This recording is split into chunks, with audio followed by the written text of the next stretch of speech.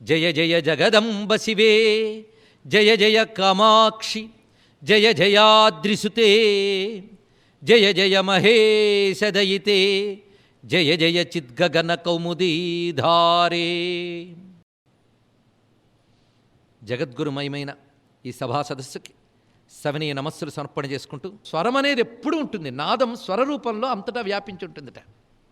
దానిని అక్షర రూపంలో పలకగలిగే శక్తి ఒక్క మానవుడికి మాత్రమే ఉందండి. అందుకే మానవుడు పురుషుడు అనిపించుకుంటున్నాడు అన్నాడు ఇక్కడ. ఇదొక్క మాట. ఎందుకయ్యా పురుషుడు అనిపించుకుంటున్నాడంటే, ఇతర జంతువులు అక్షరాలు పలకలేవు. ఒక ఆయన నా మేక అక్షరం పలుకుతుందని పలికించట, అది ఒకే అక్షరం పలికింది. ఏమిటి? మే. అదే అంతే దాని శక్తి. ఇక్కడ అక్షరాలు పలికింది కూకు అందుట, అంతే. కానీ సర్వాక్షరములు పలకగలిగే శక్తి ఎవరికి ఉన్నది? మానవుడికి ఉంది. అంటే అందుకే మానవుడి దేహం వెన్నుపాము నిటారుగా ఉంటుందండి. అంటే నువ్వు ఒక్కడవే పైకి వెళ్ళడానికి యోగం ఉన్న శరీరంతో ఉన్నవయ్యా, మిగిలిన అడ్డపు జన్మలే. కానీ మనం ఇలాంటి శరీరాన్ని కూడా అడ్డంగా వాడుకోకూడదండి. అందుకే పూర్వం ఒక తిట్టుండేది, నేను చెప్పాను అనుకోవద్దు, తెలుగుతనం ఉంటుందని చెప్తున్నాను, అడ్డగాడిదా అనేవారు. అది నిజంగా సరిపోతుంది. వెన్నెముక అడ్డంగా ఉన్న జంతువులు వాళ్ళు. నీకు నిలువు వెన్నెముక ఇచ్చినా నువ్వు తిరియక్కుగానే ఆలోచిస్తున్నావు. సంస్కృతంలో తిరియక్కు అంటారండి. భాష తెలియదు కనుక బిరుదు అనుకుంటాం దాని అడ్డ అని అర్థం తెలుగులో. అడ్డ తర్వాత శబ్దం ఇంకా తెలుసుకున్నాం. కనుక అజ్ఞానం బాగా ఉంటే అదట. జ్ఞానం తిన్నగా వెన్నెముకున్న వాళ్ళకి ఉంటుందట. తిన్నగా వెన్నెముకుండడంలో ఏదో పద్ధతి ఉంది. తిన్నగా వెన్నెముకుందని కనుక అక్షరాలు పలకగలుగుతున్నాడు. అక్షరాలు పలకగలిగే శక్తి మానవ ధ్వనిలోనూ ఉంది, ఇంకెక్కడా లేదు. కానీ సృష్టి అంతా నాదమయమే. కానీ నాదాన్ని అక్షరంగా పలకగలిగే శక్తి మానవుడికి ఉందట. అని మానవుడికి ఒక్కడికే పురుషుడు అని పేరు. ఎందుకయ్యా పురుషుడంటే? అంటే పూర్ణత్వాత్ పురుష, పూర్ణుడు గనక అన్నాడు. నిజంగా పూర్ణుడా అలా అన్నారని నిజంగా పూర్ణులు అనుకోవద్దు. ఇతర జంతువుల కంటే పూర్ణుడు, అది చెప్పడం ఇక్కడ. అందుకు పూర్ణ పురుష. నేను పురుషుడే, పరమాత్మ పురుషుడే అనకూడదు కనుక ఆయన పురుషోత్తముడు అన్నారు. ఇక్కడ తెలిసింది కదా. కానీ పురుషుడు అంటే మన ఇతర జంతువుల కంటే ఎందుకు గొప్పవాళ్ళమయ్యాం? వాళ్ళకి లేరు కొన్ని లక్షణాలు ఉన్నాయట. అందులో ఒకటి అక్షరాలు పలకగలగడం. అందుకే అక్షరము నాదము యొక్క ఒక రూపమే అన్నారు ఇక్కడ. ఈ నాదం అక్షరంగా ఎలా మారుతుంది అని ఒక సైన్స్ ఉందండి. ఆ సైన్స్ అదృష్టవశాత్తు భారతీయ శాస్త్రాల్లో మాత్రమే ఉంది. ఇది ఘంటాపదంగా చెప్పచ్చు, సగర్వంగా చెప్పచ్చు, సానందంగా చెప్పచ్చు. ఎందుకంటే నాదం పూర్వరూపం ఏమిటి? పూర్వరూపం అంటే మనకు వినబడుతున్న దాని వెనకే ఉంది. ఆ రా లా క్ష అంటున్నాం మనం. దీని వెనకాల ఏముంటున్నాయి అని వెనక్కి వెళ్ళాడు. ఇప్పుడు మనం ఇలా మాట్లాడుతున్న అక్షరాలన్నీ అక్షరాలు కలిపి గడగడ గడగడ మాట్లాడేస్తాం ఎవరైనా. నేనే కాదు, ఇప్పుడు నన్ను కూర్చోబెట్టారు కనుక నేను మాట్లాడుతున్నా. మీరు కూడా ఇంటికి వెళ్ళాక ఎవరి మీద కోపం వస్తే గడగడా తిట్టగలం. తిట్టినప్పుడు అక్షరాలు ఎక్కడి నుంచి వచ్చేస్తాయి? గడగడ గడగడ. ఎక్కడి నుంచి? ఆశ్చర్యం. ఆలోచించే నిన్న అక్షరాలు ఎలా పలుకుతున్నాం అంటే, నోటు నుంచి ఇన్ని శబ్దాలు పలకాలంటే దాని పూర్వరూపం ఏమిటి? ఈ శబ్దాలు పలకడానికి పూర్వంట మన కంఠంలో ఏ భావానికి ఏ అక్షరమో రికార్డ్ చేసుకుంటా క్షణంలో జరిగిపోతుందండి ఈ ప్రాసెస్ అంతా. మనం చెప్పడానికి టైం టేకింగ్ అని, పనిచేసేటప్పుడు మాత్రం చకచకా జరిగిపోతాయి. రాగితీగకి విద్యుత్ కనెక్ట్ చేయగానే ఈ కొసకి తగిలితే ఆ కొసకి ఎంత వేగంగా వెళ్ళిపోతుందో అంత వేగంగా పనిచేస్తుంటుంది ఇక్కడ. ఇది తెలుసుకోవాలి. కనుక వెన్నుపామనే రాగి తీగలో ఈ విద్యుత్ శక్తి ప్రవహిస్తుందట, పరాశక్తి. ఆవిడే పరాశక్తి అన్నారు ఇక్కడ. ఆ పరాశక్తే పరా ప్రత్యక్షితి రూప పశ్యంతి పరదేవత మధ్యమా వైఖరి రూప భక్తమానసహంసిక అంటున్నాం కదా. ఆ అక్షరం అక్కడి ముందు ఒక మాట్లాడాలి అని మనకి ఒక సంకల్పం కలగగానే అది వెంటనే చైతన్యం ఉంటేనే సంకల్పం కలుగుతుంది కనుక ఆ చైతన్యం ఆ సంకల్పము ద్వారా ప్రేరేపింపబడి, ఆ సంకల్పం కలిగేది కూడా శిరస్థానం ఏంటండి, అక్కడ ప్రేరేపింపబడి ఆ చైతన్యం ముందు మూలాధార చక్రానికి వెళ్ళిపోతుందండి. అక్కడ నుంచి కదులుతుంది అది క్రమంగా. ఆ చైతన్యం ప్రేరేపింపబడినప్పుడు దాని పేరు పరా. అది ఏం మాట్లాడాలని ఒక భావరూపాన్ని స్వీకరిస్తుంది. దాని పేరు పశ్యంతి. ఆ భావం మనకున్న పూర్వజ్ఞానం వల్ల, అంటే ఇంతవరకు మనం చదువుకున్నది విన్నది దానివల్ల ఆ భావం ఏ అక్షరాలు వాడాలో సెలెక్ట్ చేసుకుంటుంది క్షణాల్లో. ఆ ప్రాసెస్ పేరు మధ్యమ. దాని తర్వాత బయటకు మాట్లాడతాం, దాని పేరు వైఖరి అని అంటారు ఇక్కడ. కనుక మన అక్షరాల్లో ఇప్పుడు దేని గురించి మాట్లాడతాం? వైఖరి అనే దాంట్లోనే అక్షరాలు వస్తాయి, మిగిలిన వాటిలో అక్షరాలు రావు. ఇవి ఎలాంటిదంటే కొమ్మలు, రెమ్మలు, పళ్ళు, పువ్వులు ఇవన్నీ మనకు పైన కనబడతాయి. కనబడని భాగం ఏంటంటే కింద ఉన్న వేరు. ఆ వేరులో ఉన్న సూక్ష్మాంశాలు కనబడవు. కనుక ఈ కొమ్మలు రెమ్మలతో ఉన్న చెట్టు లాంటిది వైఖరి, దాని క్రింద ఉన్న వేరు లాంటివి మధ్యమ, పశ్యంతి, పర. ఏమైనా తేటగానే చెప్తున్నాను కదా. ఇది బతుక్కు పనికిచ్చే అక్షరాభ్యాసం అండి. సరే విషయంలోకి వెళ్దాం. సరే మొత్తానికి పర, పశ్యంతి, మధ్యమ, వైఖరి. మనకు వైఖరికి వెనకాలి ఉన్నాయండి. మొత్తం కలుపుకుని ఈ 4 కలిపితే అది నాదరూపం అంటారు. మనలో నాదం అంటే ప్రాణం. ప్రాణం ఉంటే నాదం ఉంటుందండి, లేకపోతే అసలు లేదు. కనుక ప్రాణము నాదము ఈ రెండిటికి ఉన్న అనుబంధం మనకు తెలిసింది. ఎలా వస్తుందయ్యా అంటే అక్షరాల గురించి మనకు చెప్పినటువంటి వాళ్ళు చరిత్రలో పరిశీలిస్తే పాణిని, ఓం నమ పాణిని కాచ్యాయన పతంజలిభ్యో ఋషిభ్యో మునిభ్యో గురుభ్యో నమ అని వ్యాకరణ శాస్త్రం చదువుకునే ముందు అందరూ చదువుకుంటారండి. అందు ముందు మనం వాళ్ళ ముగ్గురికి ముందు నమస్కారం చేసుకోవాలి. పాణిని, పతంజలి, కాత్యాయనుడు. మనం అంటాం వాళ్ళ ఋషులని, మోడర్న్ పీపుల్ వాళ్ళని హిస్టరీలో గొప్పవాళ్ళు, చారిత్రక పురుషులు అంటారు. సరే ఎవరెలా అన్నప్పటికీ సరిపోతుంది. అలాంటి ఆ ఋషులు ఉన్నారే, వాళ్ళు అక్షరక్రమం ఇచ్చారు. ఇచ్చేటప్పుడు అక్షరక్రమం శబ్దం ఎలా పలుకుతాం పాణిని చెప్తాడండి. ఆశ్చర్యకరం ఏంటంటే ముందుట మన అంతఃకరణం మనస్సుగా మారుతుందిట. పాణిని అష్టాధ్యాయిలో ఒక సూత్రానికి అనేక మంది వ్యాఖ్యానం రాశారండి. అంటే అక్షరాభ్యాసం కాలక్షేపం సబ్జెక్టు కాదు తెలుస్తుంది. మనం కాలక్షేపానికి ఎన్నో చెప్పుకున్నాం. ఇప్పటికి రామాయణం చెప్పుకున్నాం, భారతం చెప్పుకున్నాం, భాగవతం చెప్పుకున్నాం. కాలక్షేపానికి చెప్పామా? నేనంటే మీరు అనేయడమే, జ్ఞానం కోసమే చెప్పుకున్నాం. కానీ వాటిలో కాస్త కుస్త కథ ఉంటుంది, కానీ 3 రోజులు మాత్రం సబ్జెక్టే, ఫుల్ నాలెడ్జి, ఋషులు ఇచ్చిన నాలెడ్జే. అది తెలుసుకోవడానికి కావలసిన వాళ్ళు కూర్చుందాం, అక్షరాభ్యాసం నేర్చుకుందాం. పాణిని చెప్తున్నాడు చూడండి ఎంత గొప్పగా. మాట్లాడాలని సంకల్పం కలగగానే అంతఃకరణ అంట. అంతఃకరణ అంటే మన లోపలి భాగం. మీరు మనస్సు అంటారు, కానీ మనోబుద్ధి చిత్త అహంకారం అని 4 భాగాలు ఉన్నాయి. ఆ మనస్సు ఏం చేస్తుందంటయ్యా, ప్రాణంలో ప్రవేశించి ఉదరము వేడిమితో కలిసి శబ్దముగా బయటకు వస్తుంది. ఎంత గొప్పగా చెప్పాడు చూడండి. మనస్సు ప్రాణముతో కలిసి, అసలు ప్రాణం లేకపోతే మనస్సు పనిచేయదు, అది వేరే విషయం. కానీ ఆ మనస్సు ప్రాణం సహాయం తీసుకుంటుందట. అంటే దేనివల్ల అది పనిచేస్తుందో దాని సహాయమే తీసుకుంటుంది. అది ప్రాణం సహాయం తీసుకుని వెళ్ళి దేనితో కలుస్తుంది? అగ్నితో కలుస్తుంది.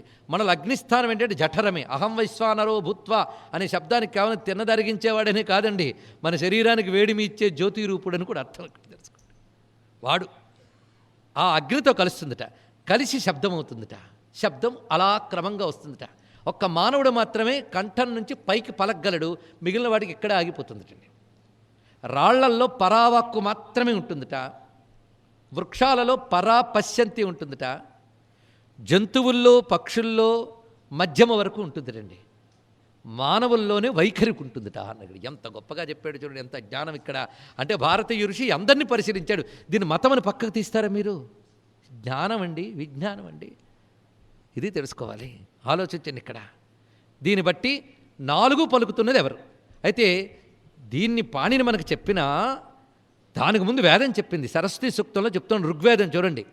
చత్వారి వాక్పరిమిత పదాని తాని విదుర్బ్రాహ్మణ ఏ మనీషిణ గుహా త్రీణి నిహితా నేంగయంతి తురీయం వాచో మనుష్యా వదంతి. చక్కగా చెప్పాడు ఇక్కడ.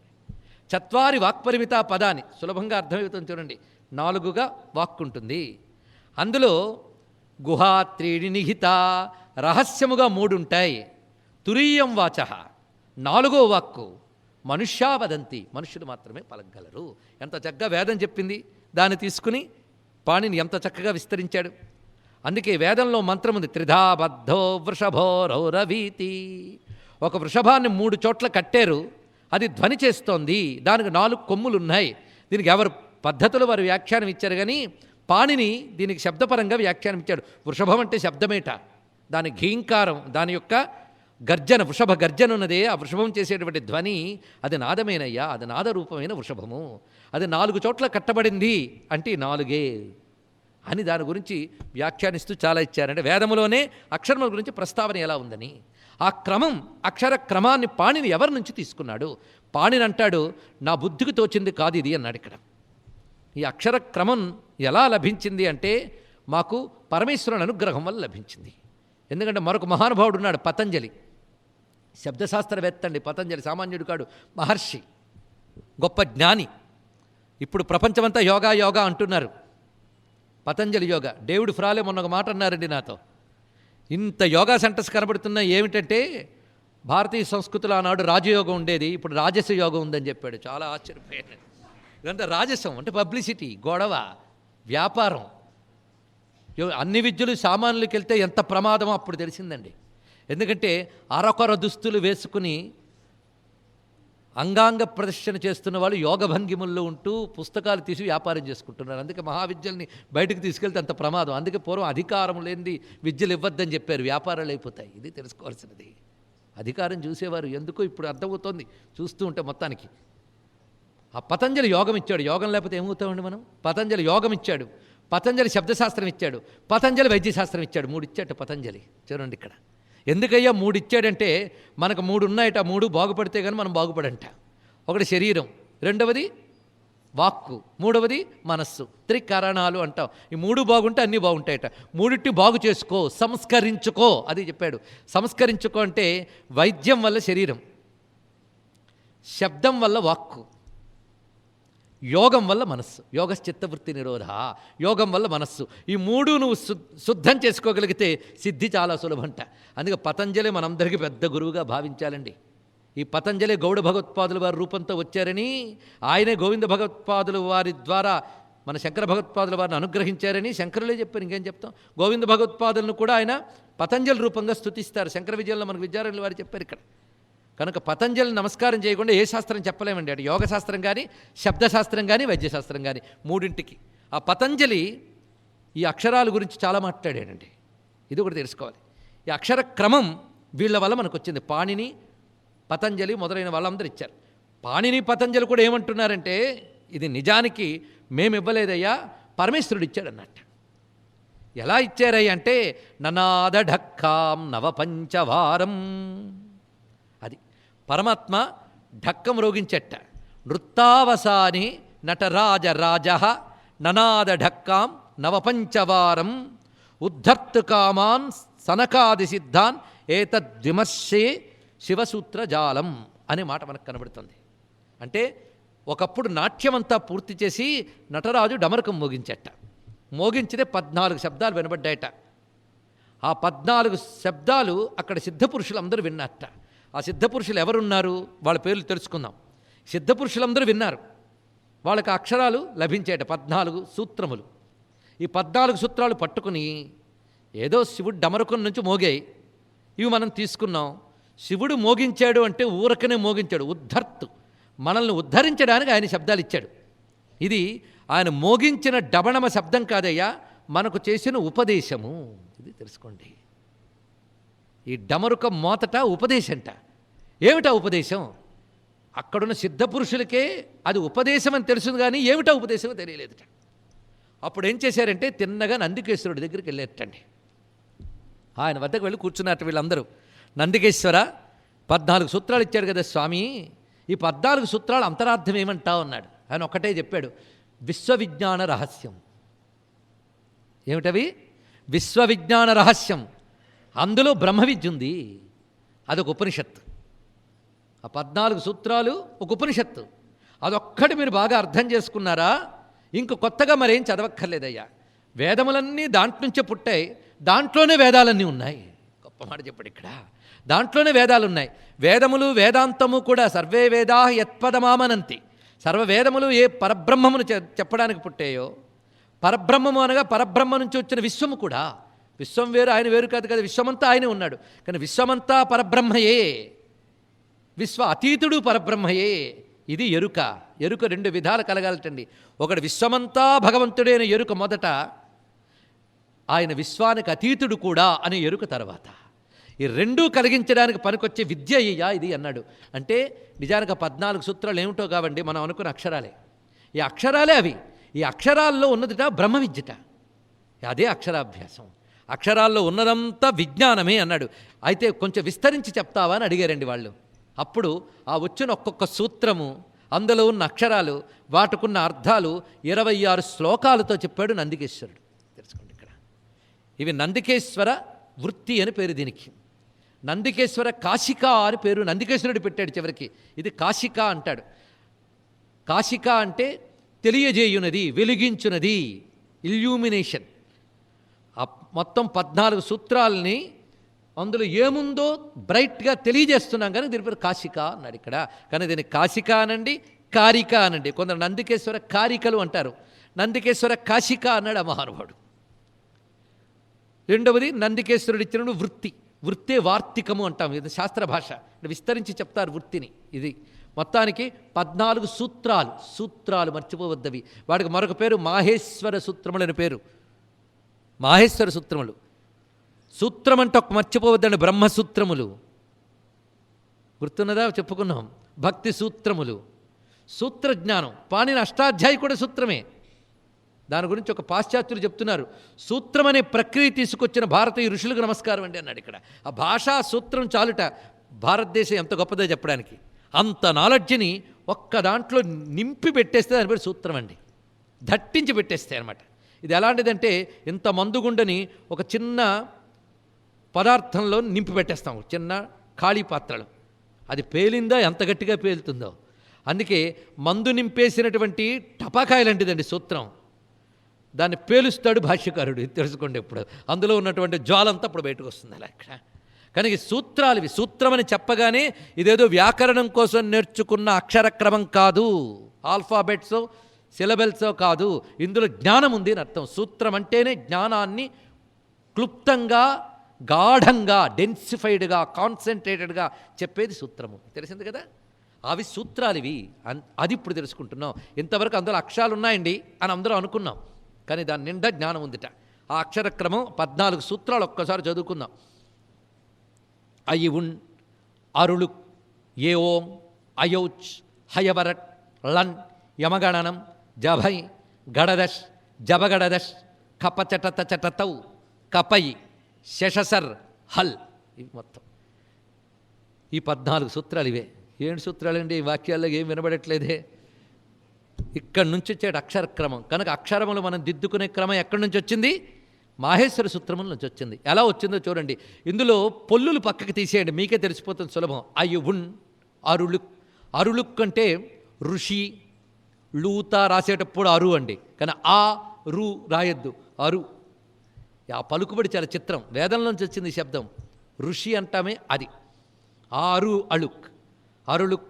ఏ ఓం, ఏ ఔచ్, హయవరట్ వస్తున్నాయి. ఒక్కొక్కటి మీరు పరిశీలించండి. పొల్లులు తీసేసేయండి. ఆ ఈవు, ఆరుళ్ళు,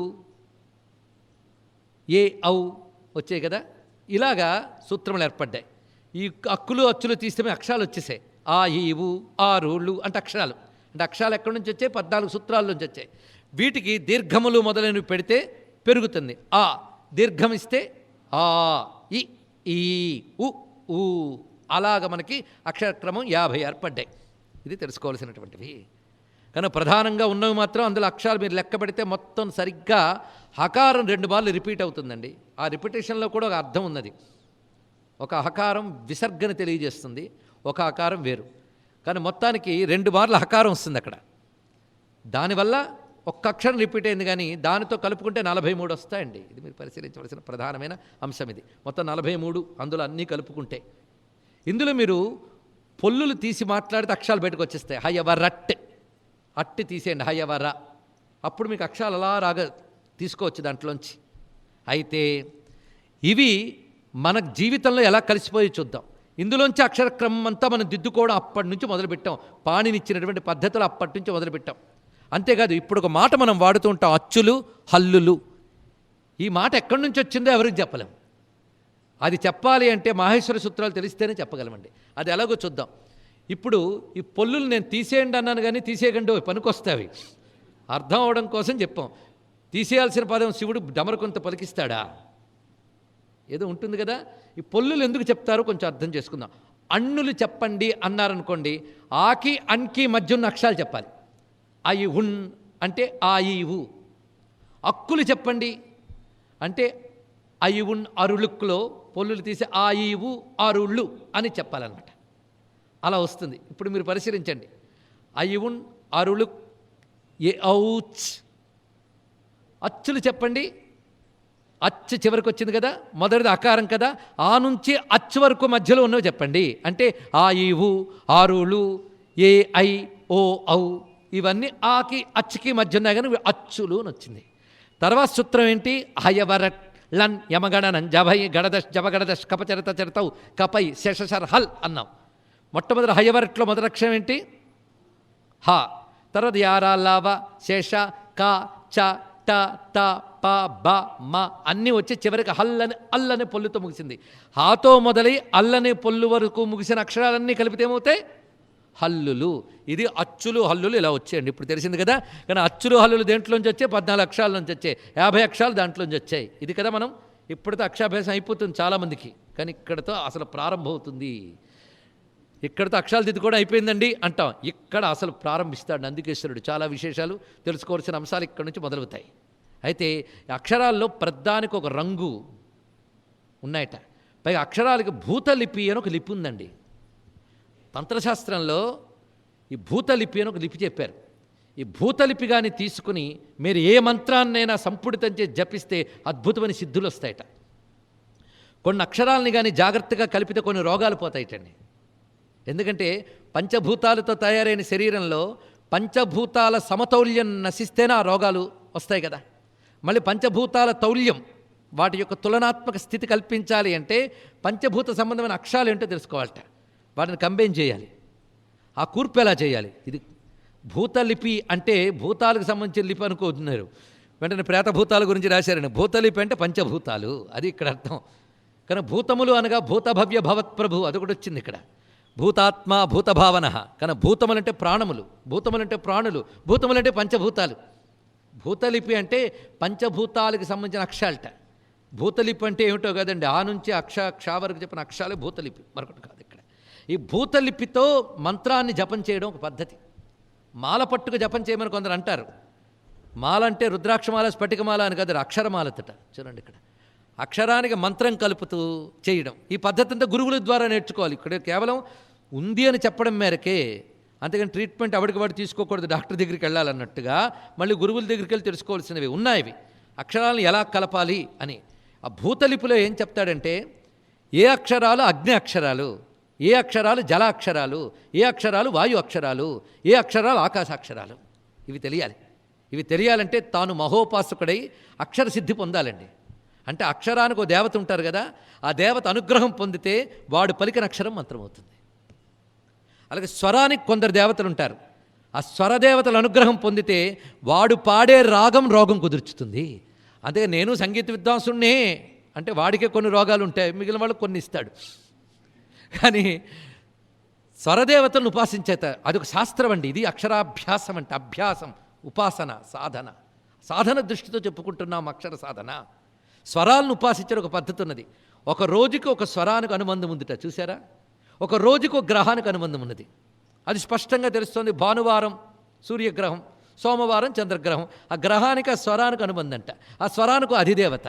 ఆ అధిదేవతని ఆ రోజున దానికి ప్రీతిపాత్రమైన ద్రవ్యములతో ఆరాధన చేసి దానిని ఉపాసన చేస్తే ఆ స్వరదేవత అనుగ్రహిస్తుందండి.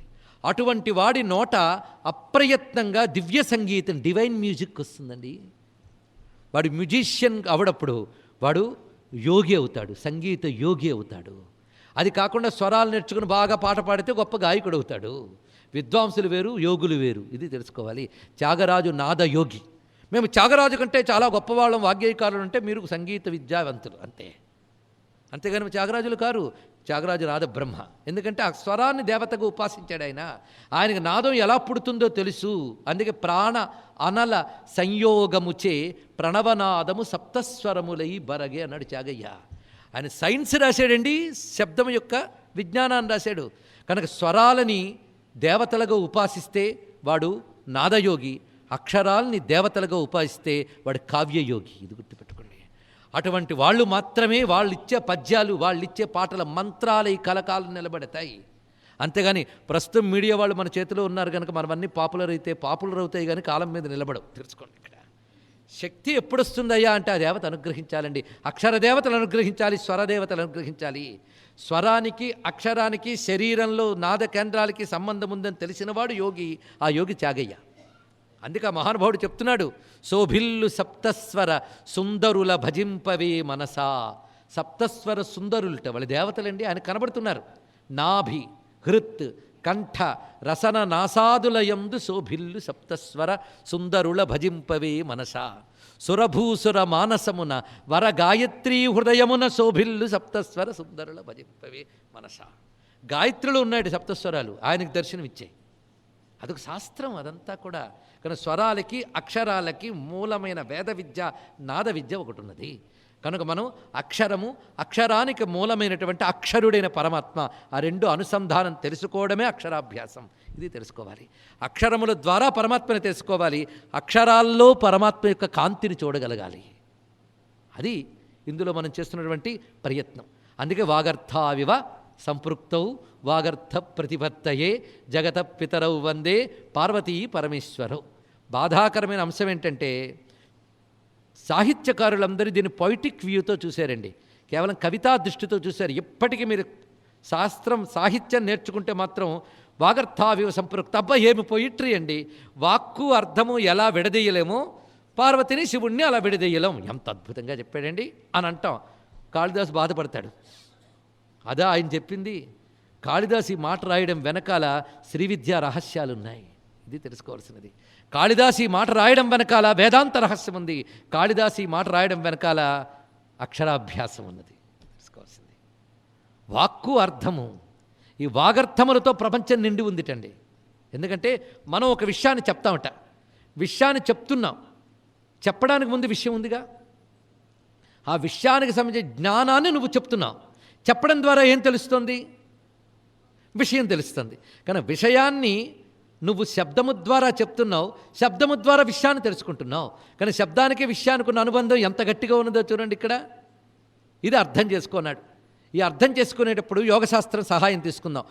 వ్యక్తం అంబామయం సర్వం అవ్యక్తంతు మహేశ్వరం. ఇది శాస్త్రం. వ్యక్తము అంబ, అవ్యక్తం ఈశ్వరుడు అన్నారు ఇక్కడ. అంటే అన్మానిఫెస్టెడ్ ఈశ్వరుడు, మేనిఫెస్టేషన్ శక్తి. అంతే కదండి. శక్తి అంటే బయట పెడితే శక్తి, బయట పెట్టకంలో పెట్టనప్పుడు తెలియదు. అంతే. ఓ సంగీత విద్వాంసుడు మీ పక్కన కూర్చున్నాడు, మీరేమనుకున్నారు? మీలాంటి వాడే అనుకున్నారు. ఎవడో పోల్చాడు, ఎవడి మీరు బాగా పాడతారు, ఒక్కసారి పాడతారా అంటాడు. అంటే మన పక్కన మామూలుగా కూర్చున్నాడే అనుకుంటాం. ఆయన వచ్చి వేదిక మీద విజృంభిస్తాడండి ఒక్కసారి. అప్పుడు అంతవరకు నువ్వు మామూలు మనిషిగా చూస్తావు. ఆయన పాడిన వెంటనే ఏం చేస్తావు? అబ్బా ఓహో అని సన్మానం చేసేస్తావు. ఎందువల్ల? బయట పెట్టనంత వరకు శక్తి లోపల ఉంది ఆయనకి, బయట పెడితే మహాత్ముడు. అందుకే శివుడు కూడా ఎప్పుడు గొప్పవాడు అవుతాడు? ఉన్నదేదో బయట పెడితే గొప్పవాడు అవుతాడు, శక్తిమంతుడు అవుతాడు. కనుక శక్తి నీలో ఉందయ్యా, కాదనం, ఉంది కనుక గొప్పవాడివి, బయట పెడితే మరీ గొప్పవాడివి. అందుకే శివశక్త్యాయుక్తో యది భవతి శక్త ప్రభుత్వం అక్కడ పెట్టారండి. వాగర్థావివ సంపృక్తో అనే దానికి ఎంత శక్తి ఉందో శివశక్త్యాయుక్త అనే దానికి అంత శక్తి ఉంది సౌందర్యలహరిలో. సౌందర్యలహరిలో శివశక్త్యాయుక్త మంత్రశాస్త్రం అని పక్కకు పెట్టేస్తాం, వాగర్థావివ సాహిత్యమని ఒళ్ళోకి తీసుకుంటాం. కానీ రెండూ మంత్రాలే. అర్థం చేసుకోండి. ఇక్కడ ఈ వాగర్థాల్లో మొత్తం ఉందిటండి విషయం ఇక్కడ. కనుక అర్థం శివుడు, వాక్కు అమ్మ. అర్థం వాక్కు లోపలుంది, లేకుండా లేదు. అలాగే చెప్పదలుచుకున్న వాక్కు అర్థంలోనే ఉందిట. కానీ అర్థం వాక్కు అలా కలిసి ఉంటాయి. ఎలాగో శివుడు శక్తి అలా కలిసి ఉంటారయ్యా అని కాళిదాసు హృదయం అండి ఇక్కడ.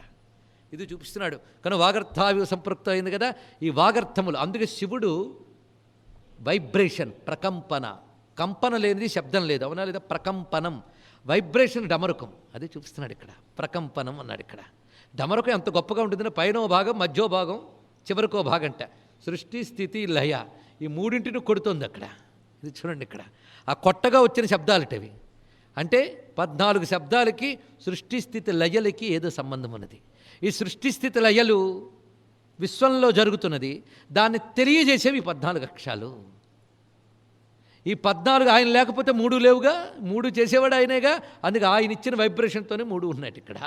ఇది చూపిస్తున్నాడు. ఇప్పుడు చూడండి ఇక్కడ ప్రకంపనం. ఇది అర్థం కాక హిందువులు అక్షరములు శివుడు డమరకం నుంచి వచ్చిన పలికెదరు అని వీడు రాస్తాడు. ఎందుకు పలికారు వాడికి తెలియదు. చూడండి ఇక్కడ ఎంత అద్భుతమైన జ్ఞానాన్ని ఆ డమరుకు అనే దాంట్లో పెట్టారు. ఇక్కడ తెలుస్తున్నది కదా, ప్రకంపన, వైబ్రేషన్ నుంచి వచ్చిన అక్షరాలని చెప్పడానికి ఎంత పని. అయితే కంపించే డమరకం కనిపిస్తోంది కానీ దాన్ని కంపింపజేసిన వాడెవడో తెలియట్లేదు మనకి ఇక్కడ. అందుకే అక్షరాలు వినబడుతున్నాయి కానీ పలికించేవాడెవడు? ఇది అక్కడ డమరకమే కాదండి, ఇక్కడ డమరకం కూడా. ఈ డమరుకోను కూడా పలికించే పరమాత్మను తెలుసుకోవయ్యా. అది తెలుసుకోవాలి. అక్షరాలను పలికించేవాడిని తెలుసుకో. కనుక వాగర్థములంటే ఇప్పుడు తెలిసింది కదా, దాన్ని చూపిస్తున్నట్ట. ఇవి మొత్తం ఎన్ని? 43. 14 సూత్రాలు, 43 అక్షరాలు.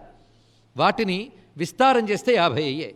కానీ ప్రధానంగా ఉన్నవన్నీ 43. ఇప్పుడు మనం శ్రీచక్రం దగ్గరికి వస్తాం.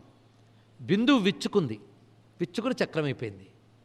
కమలం విచ్చుకోగానే బోల్డ్ రేకులు కనబడతాయి. బిందువు విచ్చుకోగానే 9 ఆవరణల శ్రీచక్రం కనబడుతుందండి. ఇంతే చూడండి ఇక్కడ. విచ్చుకుని కనబడింది ఇక్కడ. బిందువు అంటే అత్యంత సూక్ష్మ భాగం, విచ్చుకుంటే స్థూల భాగం. సూక్ష్మమైన భగవచ్ఛక్తి విశ్వంగా విచ్చుకుందిట. ఇదే శ్రీచక్రం. చిత్రం ఏంటంటే మొదటి బిందువు ఉంటుందిట, తర్వాత అన్ని త్రికోణాలే. తెలుసు కదా శ్రీచక్రంలో స్వరూపం. తర్వాత ఎన్ని త్రికోణాలు వస్తాయో మీరు లెక్క చెప్పండి. నేను కొంచెం లెక్కల్లో తక్కువ శక్తి ఉన్నవాడిని. బిందువు తర్వాత ఒక్క త్రికోణం వేసుకున్నారు కదా, అది ఒక ఆవరణ. దాని తర్వాత 8 త్రికోణాల ఆవరణ, 8 + 1 లెక్క కట్టండి. తర్వాత 10 త్రికోణాల ఆవరణ, మరొక 10 త్రికోణాల ఆవరణ, 20. 20, 8, 1 ఎన్ని అయ్యామ్మా? 29. తర్వాత 14 త్రికోణాల ఆవరణ, 43. ఇక్కడ హయగ్రీవస్వామి అగస్త్యుడికి చెప్తాడు, త్రికోణ రూపిణీ శక్తి బిందు రూప శివస్మృత అన్నాడు. ఇక్కడ ఎంత గొప్పగా చెప్పాడు చూడండి. బిందువు శివుట్ట, త్రికోణాలు శక్తిట. ఒకరు లేకపోతే ఒకరు కనబడరండి. ఇది బాగా తెలుసుకోవాల్సింది. తీపి కావాలంటే లడ్డూవో మైసూర్ పాకున పదార్థం కావాలి, అది లేకుండా తీపి రాదు. అలాగే శివుడు కనబడాలన్న శక్తి ఉండాలి, శక్తి కనబడాలన్న శివుడు ఉండాలి. బిందువులో శివుడు లోపల శక్తి ఉంటుందిట, త్రికోణంలో శక్తితో శివుడు ఉంటాడట. అంతే తేడా అన్నాడు ఇక్కడ. ఎందుకంటే త్రికోణంలో బిందువులు లేకుండా త్రికోణం ఏర్పరచగలరా? అసలు మధ్యదొక్కడు చూడండి బిందువు. అంటే సృష్టి చేయాలని పరమేశ్వరుడి సంకల్పం బిందువుట. తర్వాత 3 త్రికోణాలు, ఆయన సంకల్పం ఇచ్ఛా జ్ఞాన క్రియ అని 3 త్రికోణాలు అయింది. ఇప్పుడు చూడండి, ఇంతే. ఇది తెలుసుకుంటే చాలు. ఈ రెండింటిని బయటికి లాగండి, త్రికోణాన్ని బిందువుని. అదొక్కటే రాసి పెట్టుకోండి మీరు. త్రికోణం బిందువు, త్రికోణం పానవట్టం, బిందువు శివలింగం. ఇప్పుడు కనబడుతుంది చూడండి స్పష్టంగా. అంతే, శివలింగ తత్వం అంటే అక్కడ ఉన్నది. ఇలా మీరు పరిశీలిస్తే త్రికోణాలన్నీ అమ్మవారే అని చెప్పారు. ఎన్ని త్రికోణాలు వచ్చాయి? 43. 43 త్రికోణాలకి 43 అక్షరాలకి సంబంధం ఉన్నదండి. ఇప్పుడు చూడండి, ఇప్పటి వరకు మేమేదో అక్కాలు దిద్దుకోవడం అనుకున్నాం, దీనిలో శ్రీ విద్య ఉందా వెంటనే తెలిసింది కదా. కానీ అమ్మవారే ఉన్నారు, ఇదొక పద్ధతి. అంతేకాదు అక్షరాలకు సంబంధించి మాతృకా కోశమను గ్రంథం ఉందండి. ఆశ్చర్యం. అందులో ఏ అక్షరానికి ఎవరు అధిదేవత రాశారండి ఇక్కడ. అందులో వాసుదేవుడు, విష్ణువు, నారాయణుడు ఏ అక్షరాల్లో ఉంటారో చూపించారు. ఆ అక్షరాల్లో విష్ణువు కనబడతాడు. ఆ మాటకు వస్తే నారాయణుడే చెప్పాడు, అక్షరానాం అకారోస్మి అన్నాడు. ఇక్కడ అకారానికి నిత్య శబ్దం అని పేరుట. నిత్య శబ్దం ఎప్పుడు ఉంటుంది, రా ఎప్పుడు ఉంటుంది. అది ఆలాపం మొదలు పెడితే ఈ అని మొదలెట్టాడు, తర్వాత మధ్యలో ఈ అనొచ్చు, కానీ అనే వస్తుంది ఎక్కడైనా. ఆలాపనే, ఆ అనే దాంట్లో అది అయితేనే అన్నీ వచ్చాయి. నువ్వు ఆన్ లేకపోతే ఈ అన్లో ఊ అన్లు ఒకట. కనుక అసలైన నాదం ఆగా విచ్చుకుంది. నేనే అన్నాడు నారాయణుడు. ఒక్కసారి చూడండి ఇక్కడ. కానీ అక్షరాలన్నిటికీ ఆది నిత్య శబ్దం, అది ఇన్ని రకాలుగా పలుకుతుందిట. ఆ తర్వాత ఒక అక్షరం పలుకుతున్నాం. ఈ పలికేటప్పుడు ఈ పైనవన్నిటికీ ఎందుకన్నారు, కింద వాటికి కాచాట తాప ఎందుకన్నారు, ఇదో క్రమంట. ఇది మనం పరిశీలిస్తే అక్షరం ఎందుకన్నారు. మళ్ళీ వచ్చాడు వెనక్కి, రాలే, అసలు పట్టుకోవాల్సింది. అక్షరం అంటే ఇప్పుడు అనేక అర్థాలు చెప్పుకున్నాం. అక్షరం అని ఎందుకన్నారో చూడండి. ఆ ప్రారంభం, కా షా రా క్లోజ్ చేశారా? అక్షరం. అన్నప్పుడు తెరుచుకున్నాం, అన్నప్పుడు మూసుకున్నాం. అంటే తెరిచిన దగ్గర నుంచి మూసే వరకు ఈ మధ్యలో ఎక్కడెక్కడ తగులుతోంది చూడండి. క్ష రా అది తగులుతోంది లోపల. అంటే ఆ నుంచి వరకు, అంటే తెరచుకున్న దగ్గర నుంచి మూసే వరకు ఏవేవి పలుకుతావో అక్షరం, అది చెప్పాడు ఇక్కడ. ఇది చూడండి, అక్షరం అనే మాట ఏర్పరచడంలో అది ఎక్కడెక్కడ తగులుతోందో చూడు అన్నాడు ఇక్కడ. ఇది అక్షరం. ఎంత పరిశీలించుంటారండి భారతీయ ఋషులు. ఏ తగలడం వల్ల ఏ అక్షరం పలుకుతుంది, దంతం తగలడం వల్ల ఏమొస్తుంది, దంత్యములు. దవడలు తగలడం వల్ల ఏమొస్తుంది, తాళవ్యములు. అంగుడి తగలడం వల్ల ఏమొస్తుంది, మూర్ధన్యములు. ఎలా చెప్పాడో. ఓష్ట్యములు, కేవలం పెదాలు కలపడం వల్ల ఏమొస్తున్నది, ఇది అక్షరం. చూశారు ఇక్కడ. మొత్తానికి ఇది వింటూ ఉంటే ఏమిటో బాబు, బోలుడంతా హై నాలెడ్జ్, హెవీగా ఉంది అనిపించింది కదా. మొత్తానికి అంత హెవీ హై నాలెడ్జ్ కలిగినటువంటి హిందూ మతానికి నమస్కారం. హిందూ మతంలో అక్షరాలు దిద్దడంలోనే అద్భుతాలు చూపించినటువంటి మహర్షులకు నమస్కారం. ఇంకా కాలేదు, ప్రారంభించాం. మనం ఇంకా ఈ అక్షరాలు అక్కడి నుంచి ఐవున్ నుంచి హల్ వరకు ఆ క్రమమే ఎందుకు చెప్పారు, ఆ క్రమంలో సృష్టి విస్తార విజ్ఞానం ఎలా ఉన్నది తెలుసుకోవాలి కదా. దీన్ని విస్తారంగా చెప్పినవాడెవడు, నందికేశ్వరుడు. 26 శ్లోకాల్లో చెప్పాడండి ఆయన. అయితే 26 శ్లోకాలు వాళ్ళకు అర్థమైపోయాయి. ఎవరికి? ఆ చుట్టూ ఉన్న సిద్ధపురుషులకి. వాళ్ళు దండం పెట్టి వెళ్ళిపోయారు. మరి మనకు అప్పుడు మరొక మహానుభావుడు వచ్చాడండి. శివుడు అనుగ్రహం పొందాడు, శివశక్తుల అనుగ్రహం పొందాడు. నేటికి ఉన్నట్ట. ఆయన వయస్సు ఎన్ని యుగాలో చెప్పలేం. ద్వాపర యుగాంతంలో కృష్ణ పరమాత్మ ఆయన వద్దకు వెళ్ళి శివదీక్ష తీసుకున్నాడు. ఇప్పటికీ హిమవత్ పర్వత ప్రాంతంలో ఒక సూక్ష్మ భూమికలో ఆయన ఆశ్రమం ఉంది. మనం చూడలేం, దండం పెడదాం, వింటాడు ఆయన. అలాంటి మహర్షులు అందరూ ఉన్నారో భారతదేశంలో? లేదండి, వాళ్ళందరూ గుహల దాటి బయటకు రావాలండి. ఏంటి, జెండాలు పట్టుకు తిరగాలా, ధర్నాలు చేయాలా? మహాత్ములు జెండాలు పట్టుకు తిరగక్కర్లే, వాళ్ళ తపస్సులు ధారపోస్తారు, అవి మన చేత జెండాలు పట్టిస్తాయి. ఇది తెలుసుకోండి. ఇక్కడ వాళ్ళ అనుష్ఠానంతోనే కాపాడగలరు. వాళ్ళకి నమస్కారం చేద్దాం.